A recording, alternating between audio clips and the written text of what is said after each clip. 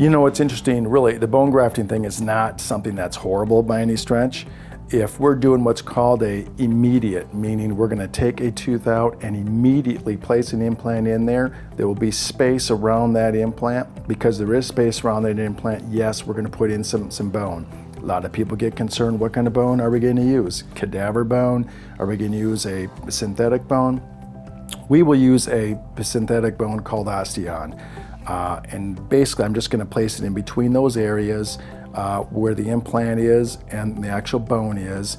We're gonna put a little healing cap on there and we're gonna let it kind of sit and actually heal.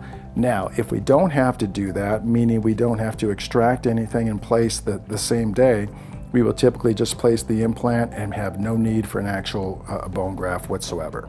We can find that out by you coming in for a free consultation and taking a CT where we can see how much bone do you have or what kind of teeth and what condition they are in before we move on.